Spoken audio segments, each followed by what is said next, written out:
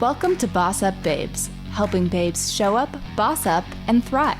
With #1 best-selling author, global influencer, and ultimate boss babe, Carissa Adkins. Carissa is a health and wellness expert and CEO of the 365 Daily Hustle, here to help mompreneurs and career-focused women boss up and reclaim their healthiest life. She is a pro at cutting through the BS and inspiring massive breakthroughs that help women create healthy routines and habits that facilitate personal and professional growth. Are you ready to reclaim your best life, take action, and be a badass boss babe? Let's get to it. What's up? What's up, you guys? Welcome to the Boss Up Babes show. It's your favorite boss babe, Carissa Atkins. And today we also have another amazing boss babe on the call. We are talking to Katie. She's an expert. I'm going to get into a little bit about what she is doing in her business, how she's helping businesses. But you guys all know that Boss Up Babes, it's a bi-weekly show that's dedicated to all of you entrepreneurs, innovators, hustlers, personal development junkies, and badass women who are looking to show up, boss up, and thrive in life. We always take the deep dive into topics including money, relationships, business, health, resiliency. And today's topic is really no different. It's all about how we can grow our businesses through writing grants and grant writing, something I know nothing about. So I'm excited to pick our expert's brain today. So with me on today's call, we have the amazing Katie. Now, I met Katie about 2 months ago. And from the very moment I opened up her email, you guys, I read this email and I read over her story and her expertise and what she does. And I was like, wow, like I need this chick on my show. And I remember, and I was like, yes, like we need to hear what you have to say. And I remember that. And, with that, you guys, let's just welcome Katie onto the show. Katie, welcome to the Boss Up Babes show, girlfriend. How are you today? I'm good. Thank you so much, Carissa. I am excited to be here. Yes. Well, no, I'm excited to have you here. I want to learn how I can grow my business through grant writing. So quick bio, if you guys are listening or watching, because you guys can watch all these episodes on motivationandsuccess.com. So you can actually watch and stream all of your favorite Boss Up Babe shows. You can listen to all these shows on over 50 different listening platforms. So before we kind of do all of that and get into the whole questions and, deep dive, Katie, she's not just a boss babe, right? Because anyone could claim that title. Nope. She is the executive director of a very unique company based out of Omaha, Nebraska that is called Sunflower. And I would describe Katie as dedicated, creative, she's resilient. First of all, she's an entrepreneur, but she's festive. Katie provides high personalized grant research and grant writing services to all types of organizations. Now, we think grants and we a lot of times think nonprofit, but she's going to, hopefully talk us a little bit today about how business owners like you and I who are, how we can grow our businesses through that. So since launching Sunflower Company, she has been able to secure grants ranging anywhere from 5 to 50K. So with that, Katie, I'm excited. You're just a ball of energy and I cannot wait to kind of dive in. And our first question really today is I always like to throw you something that has really nothing to do with, Sure. grants or anything like that. So I hope you're open to it. So to get this party started, my question to you is, what was the scariest business investment that you have experienced so far as an entrepreneur? The scariest business investment. I think just the very beginning, making that first decision to become a business owner.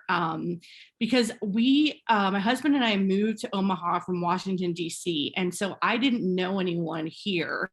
Mm-hmm. And it really took a long time to make those connections and figure out the way to make those connections. Mm-hmm. Because, cold calling people is really tragic sometimes. It's just like, they don't know who you are. They don't have a connection with you. It feels sketchy or something. It just is not great. So I think that was the scariest part, was really trying to figure out how to make myself available to people in person so we could have a personal connection and then make that grow. And once I figured that out, things really started moving and coming together, but not really knowing anyone and not really having anywhere to grip on to start was really scary.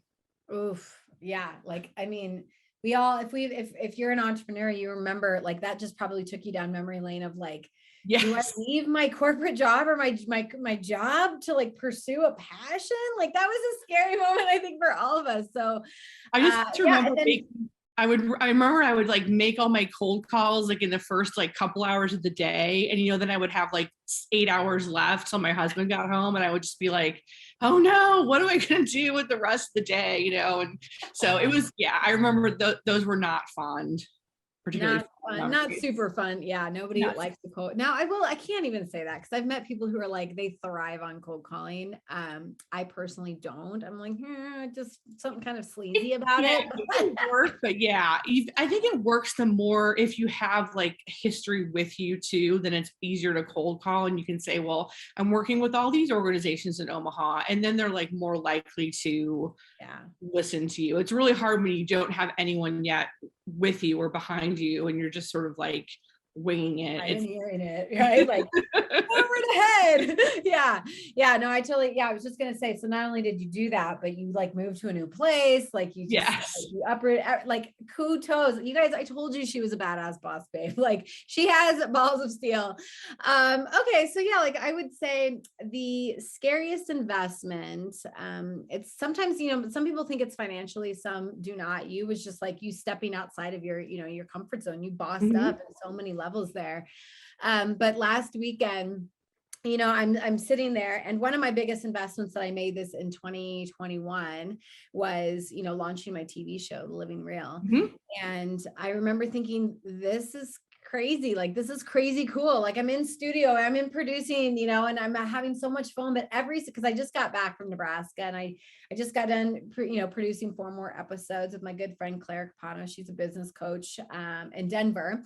So we kind of fly up, we meet together, but it was an investment, right? Like it's an investment still to show up and to put yourself out there. I mean, it's live TV, like we're not getting it back. Right. So definitely scary, but totally worth it. You guys, scary things, investing in yourself by sometimes doing the scary things, they pay big, right? When you take risks, you gain. So I love that. Now, Katie, you started telling us a little bit about your story, but I want to know more. So tell me a little bit about how you even got into grant funding, like the business in general. Like, did you always think, oh, it'll be so fun to write grants for people? No. Definitely not. So my first job out of college was at the Smithsonian, which was amazing and an amazing opportunity.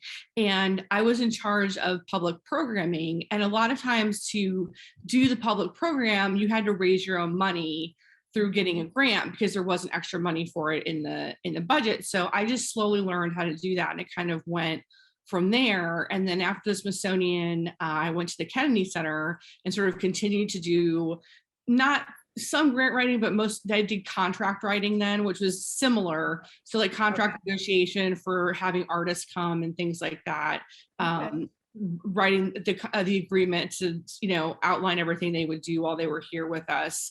And then when I moved here, I just decided that I would love to do my own thing. And Omaha is amazing in that it is a very generous city. There is a lot of money in Omaha, and there's a lot of generosity in Omaha.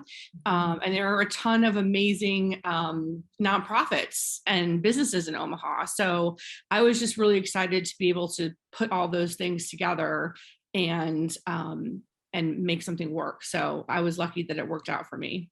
Absolutely. So you were working for someone else when you moved here. So you had before you moved here, did you know you wanted to start your own thing, or did that? No, my husband was in the military. So we moved here because of that. So I just came sort of without anything and thought I would just figure it out when I got here, and then sort of went from there.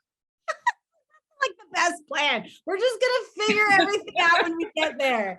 Oh my God. Like and I know that my husband's active duty, and that's what brings us to New Mexico. Yes. Yes. My ex-husband was 15 years active duty. And that's, we were in I remember moving to Germany and not having a car or a plan or anything with your family. It's crazy the way we just and maybe that's why we connect so well, is that resilient, that bounce back of oh, figured it out, and everything will work itself out. Exactly. Oh my gosh. So before we take a quick break, where can and then we're of course diving right into the meat and potatoes of what I want to talk about today and how we can grow businesses. But what is the best place that people can find you if they're listening to the second half and they're like, yeah, I need her. I need to have a one-to-one with her. The best place is my website. There's all my information is there. So that's www.sunflowergw for grant writers and then .com. So sunflowergw.com. Beautiful. Okay. And then you actually, I remember us having a conversation. So you have full blown out tips. What kind of information is on that website besides contact stuff? Yeah, well, there's information about me, and there are 3 grant writing tips on the page. And if you want the other 7, I have a total of 10. You just have to sign up for my email list, and then I'll email you the other 7. And there's information about different kinds of projects we can do together and all that kind of stuff. And again, my cell phone number and my email and all that good stuff is on there. I offer a free consultation. So if you just have questions about what working together would look like, or if your project would be a good fit or anything like that, I'm totally happy to talk to you for up to an hour about what your project looks like and how we can make it work. Okay. Now, I don't work with everyone who signs up for one of those calls, right? Do you pretty much, when you keep saying projects, does that mean it's are you excited? Or if you're excited about it, do you want to work with them? How does that? Yeah, we usually, I really click with all my clients, which is great. And I feel like it is important to have that kind of relationship where you feel like you want to work together, because it is a very closely collaborative kind of a thing, especially at the beginning.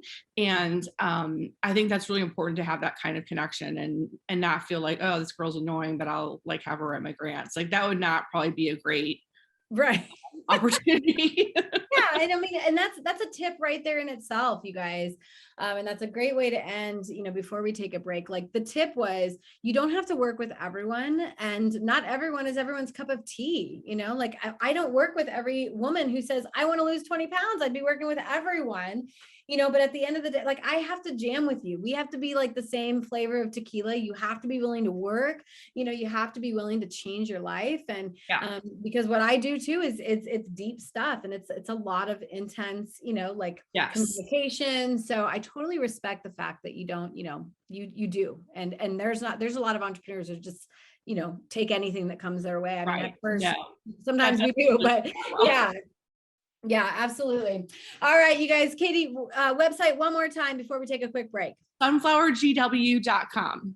sunflowergw.com. Beautiful. With that, we're going to take a quick break and we'll be right back. 365 Daily Hustle, a global health coaching company helping purpose-driven women boss up and get healthy so that they can truly show up and thrive in the world. We help women lose weight, gain energy, and feel sexy and confident. We do all of this by helping our clients create and build healthy, sustainable habits that support a positive mindset, healthy nutrition, exercise, stress management, and of course, self-care. If you're tired of feeling like a failure when it comes to your body and health goals, please visit our website at 365dailyhustle.com.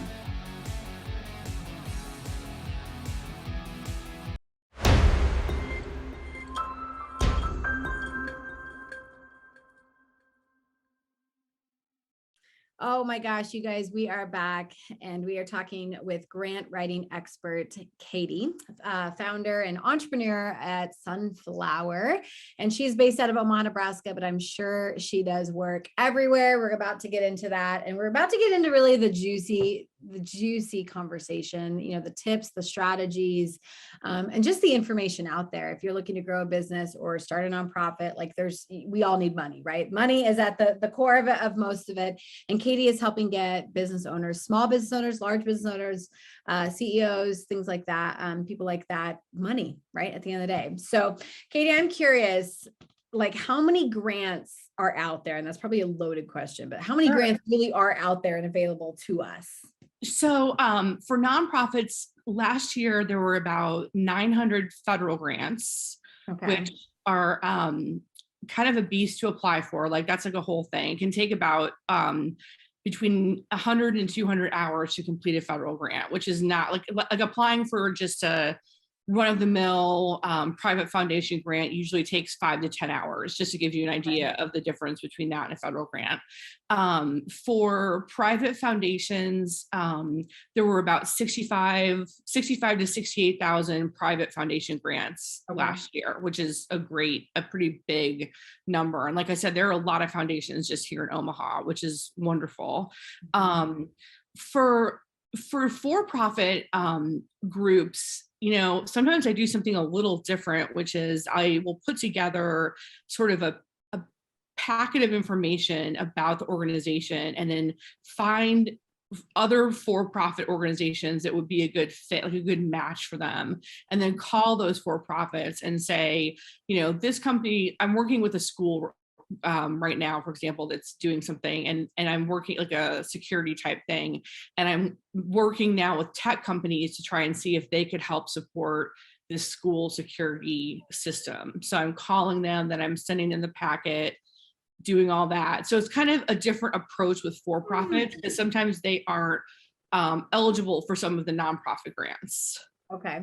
And then like specifically my audience, my watchers, my listeners, all of you, most of them are women. So let's break down. There are probably plenty of, money out there for female entrepreneurs. Yeah. Definitely. And a lot of grants have that. They'll say, are you woman owned, or there are special women owned grants. And I have several female entrepreneurs in my group right now that I'm working with, who are clients of mine. And we like to go after those, like you said, special grants, that are just for women. Those are always like a huge benefit, I think, when you get a chance to use those opportunities, because it just narrows the field a little bit, and it lets you kind of focus on your, your business and the exciting things that you're doing without being in like a bigger pool. So I think that's great. Yeah, that's cool. So how many people roughly get grants, like a year, or like, are they just literally passing out checks to people? Yeah. Is it really easy? It's probably somewhere around like 50 to 70%. So like kind of 60% are getting grants. So that's why it's always good to apply for multiple grants. I make a grant calendar with my clients so we can kind of see what we want to do for the year. Are we applying for 5? Are we applying for 15? What are their goals? What are their needs? And we can kind of mark it out for the whole year to see, and then kind of anticipate that we'll get that like 60% return, and kind of go from there. And the other thing is, once you get a grant from a foundation, you're very likely to get a grant from that foundation again, because then they start to know you. There's a relationship there. You can send them letters throughout the year saying, oh my gosh, we just did this cool project or promotion or whatever, like here's a picture of it, and then it's like you start to become like friends, and then as you go along, they're more excited to support you again because you have that relationship. So that's really important too. And yeah, you bring up a really great point. Back in my old career, right, I was marketing for a body shop there in town.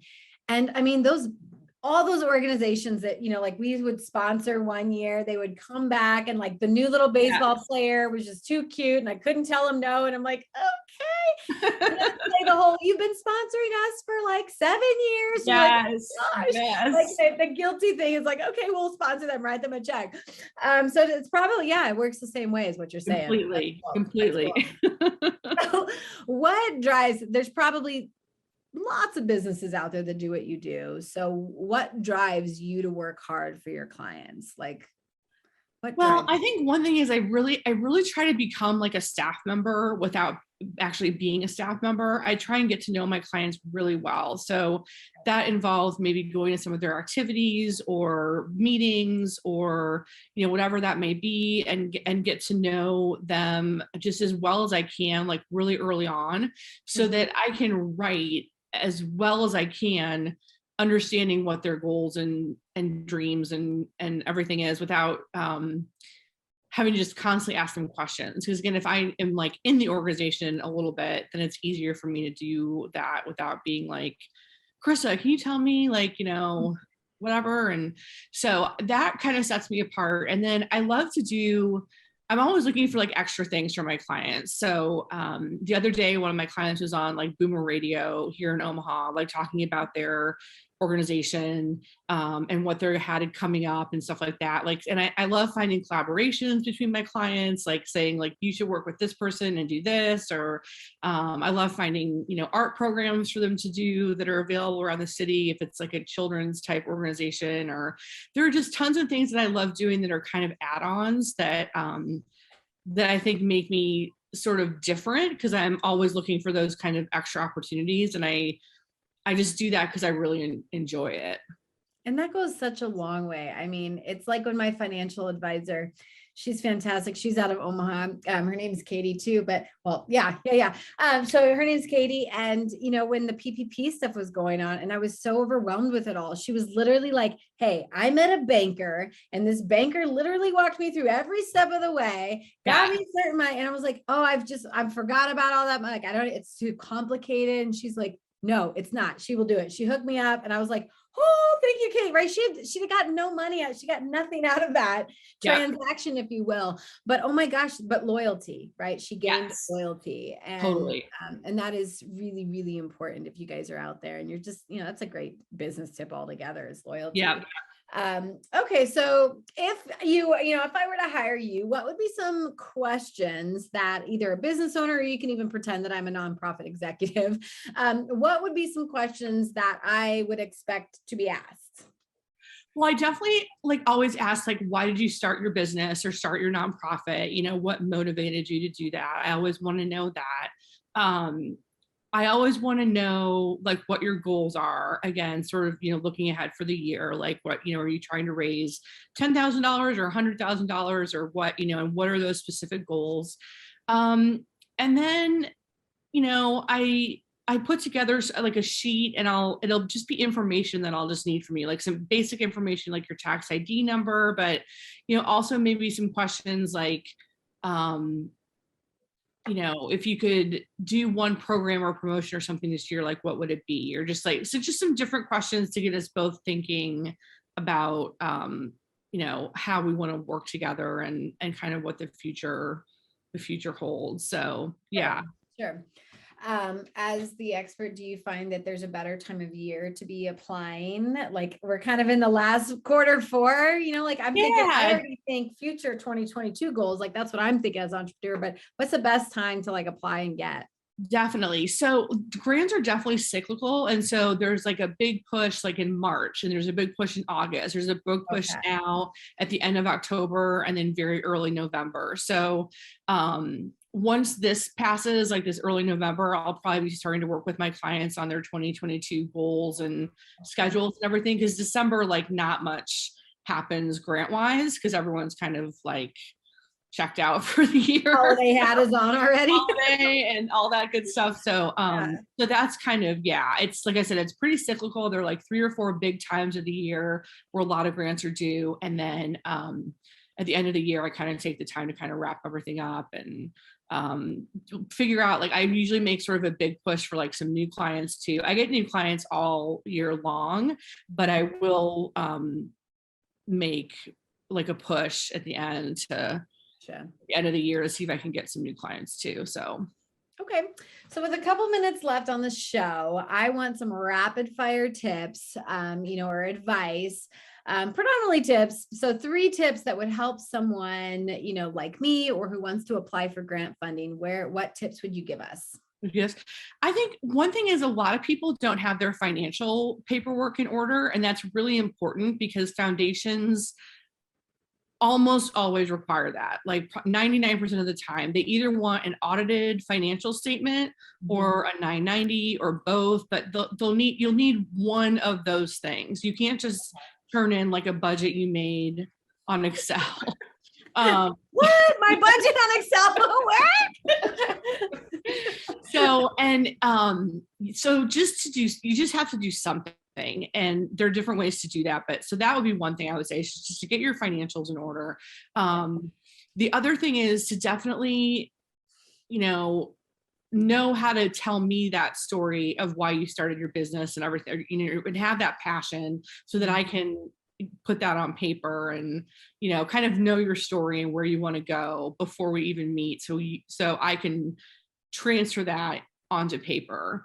And then the other tip would be like, it is a competition. Like you need to put your best foot forward. Like it's not, like I said, like only 60% of people are usually getting grants and sometimes less. So it's like a job application or something. Like you need to you need to have it be as perfect and great as it can be, and selling all your high points and all that. Cause it's a lot of people are competing with you for the same dollars. I didn't think about that. Yeah. So you gave us 3 amazing tips, by the way. Are those some of those tips that people can expect, if they sign up for your newsletter? Yes. Like, are you going to give them all the juicy tips that they need to probably know? Definitely. Beautiful. Katie, one final thought, and if you have any final, thought for ending the show today. I just think that, I love grant writing, and I think there's a grant out there for everyone. There really is. Like, no matter what your dream is or your plan, like we can find something to make it work. On LinkedIn, I usually do like different posts about, like the other day was National Button Day, and I was talking about like, buttons and facts and figures and things like that. But there's a grant out there for everything. So don't sell yourself short. And if you even have a question about it, give me a call. Like I said, I do a free consultation, and I'm happy to talk to you and see if it's something I think we can make work. I love that. Well, that's beautiful advice. Like, just do it, just try, no matter what your reservations are, right? Like, oh, my business is weird or whatever. Like, just call Katie, you guys. She's a world of knowledge. You guys, like, we literally unpacked 20 minutes of like awesomeness. So with that, Katie, thank you so much for being on the BossUp Babe Show. I hope you had a good time. I had a great time. Beautiful, beautiful. And you guys, with that, it is the last couple of months of 2021. So get ready, right? I always like this is one of my favorite times of year because it's time to plan for the future, right? There's still time. There's still time to get shit done in this year.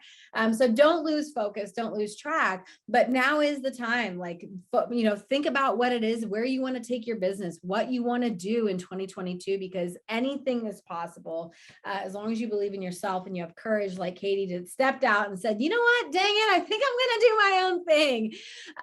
So I love it. Katie, thank you so much again for being on a show. And with that, I hope you guys all have a fantastic couple of weeks. We'll see you soon. Thank you for listening to Boss Up Babes with Carissa Adkins, bringing you tangible tips and expert coaching advice to help you boss up and get healthy.